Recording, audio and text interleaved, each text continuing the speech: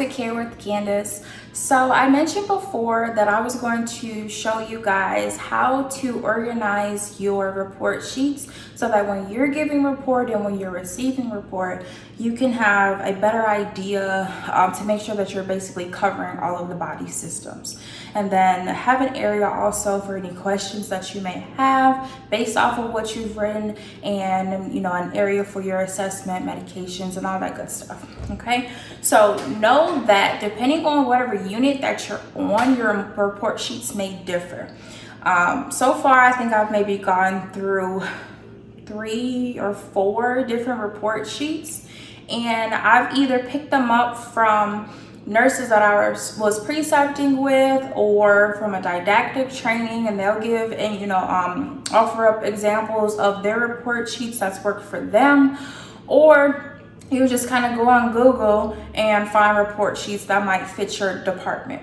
So definitely check out Google if you haven't already, and just type in nursing report sheets. Some of them will have literally a physical human body to make sure that you're covering all the pieces, or some of them will just have check marks of different things that you're supposed to be doing based off of that unit.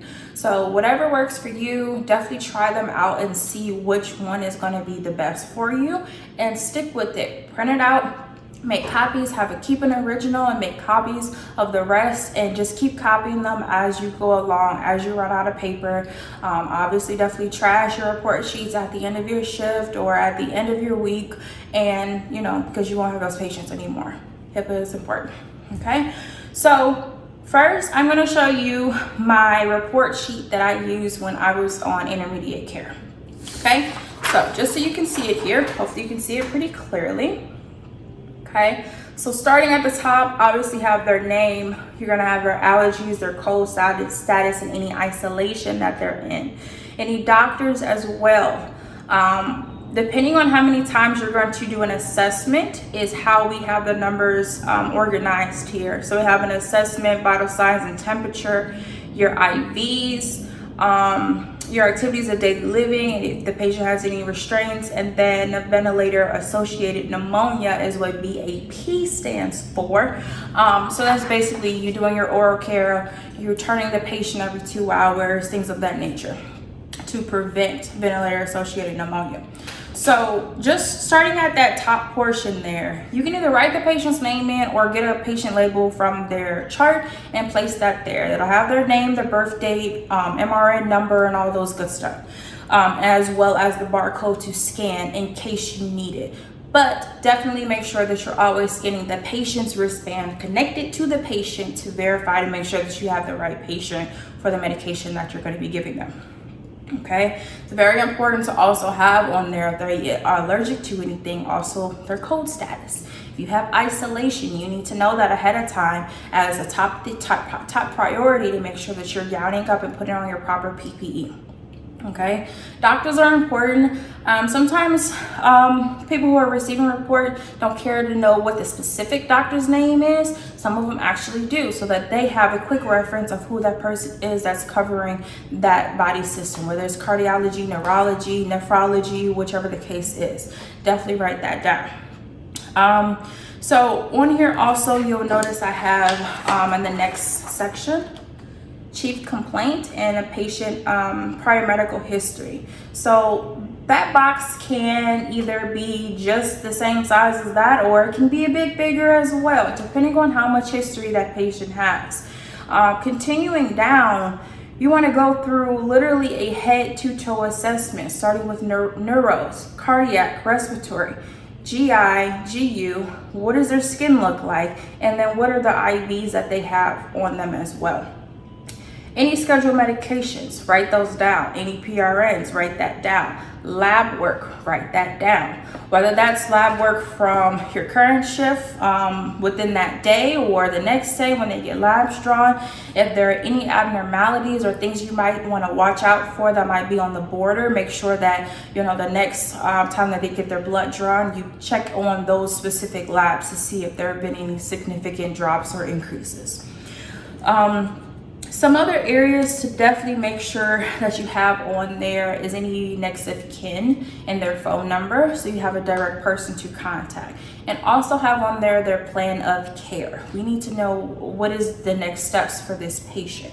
We're always planning for discharge at admission. So no matter what it is that the patient is here for, whether they have exams coming up, surgeries, procedures, whatever it is, make sure that you have that on there as your plan of care, so that every time that someone is coming and getting a report, okay, this has been done, this has not been done, this is the next step, the next plan for this patient, so that everyone is on the same page. Now, as I mentioned before, this report sheet was used when I was in intermediate care. This is what I use now.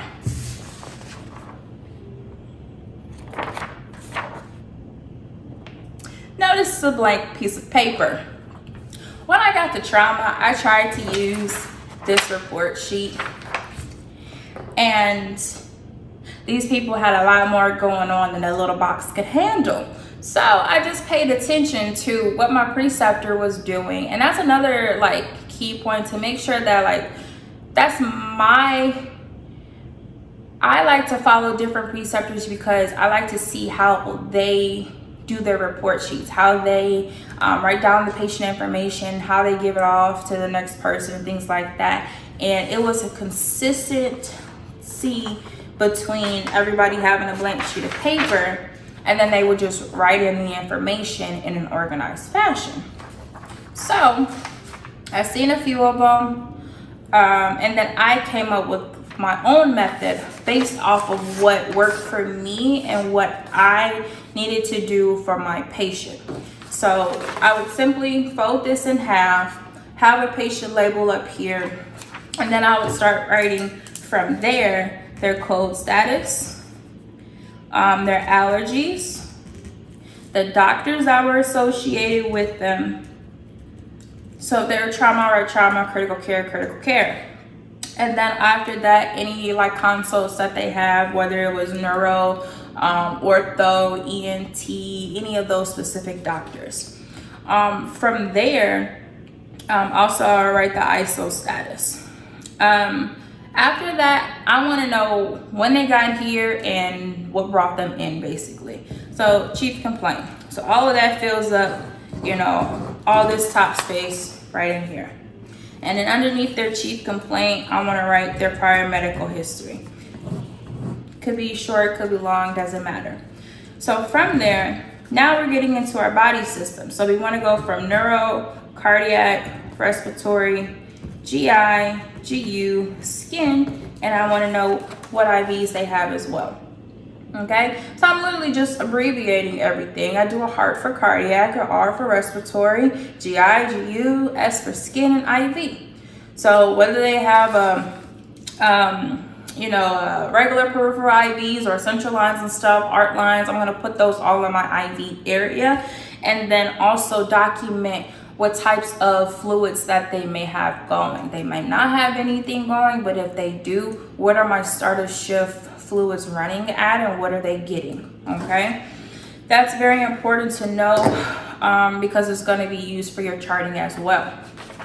So on the inside of the paper, on this right side, oftentimes I will have my assessment, and this is just a checklist for me. So I'll write down the times that I have to do an assessment into the computer. It'll be 8 o'clock, midnight, and 4 a.m. So I'll do my assessment. Is this person on restraints? I'll write that down. That has to be documented every 2 hours. So, you know, I'll do my every 2 hours on here, all the way up until the end of my shift. Oh, this person has a Q1 neuro. Q1 neuro checks. So I'm writing that down per hour and crossing those things off as I'm getting them done and charted. Okay. Vital signs, those are done every hour. So I'm marking those down as well. We have to calculate or document their intake and output every hour as well. So I'm just literally writing, you know, intake, output, the number of hours, 7, 8, 9, 10, all the way to the end of my shift.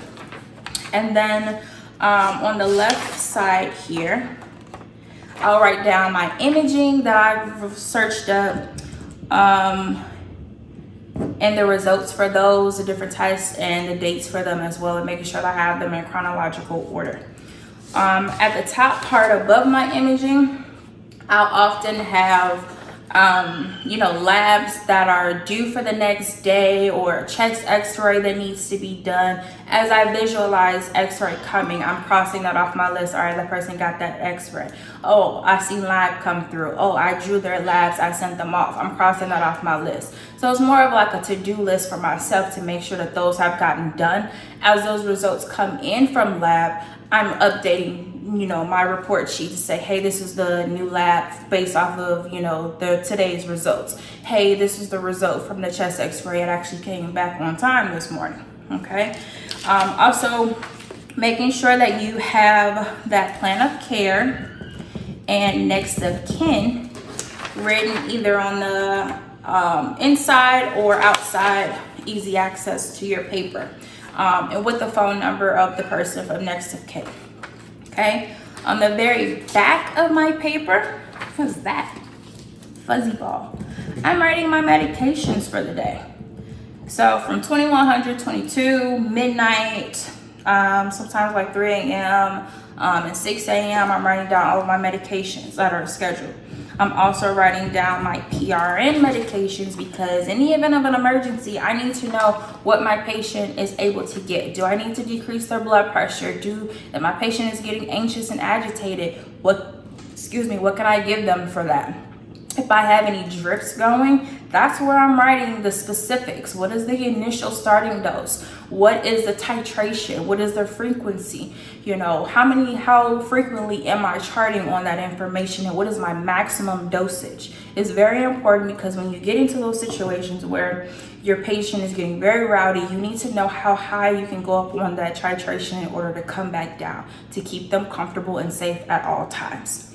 So definitely, like I said, Google and follow a preceptor or whoever it is on your nursing unit to see which report sheet is going to work best for you. Okay, you can change it up. Whatever works for you works for you. Okay, and definitely, if you guys have any report sheets that work best for you, definitely share that with us. Like, subscribe, and share this with anybody who is in the nursing field or getting started with the nursing field and needs some clarification on how to get organized with your patient assignments early on. Okay, thanks for tuning in, and stay tuned for more. Bye bye.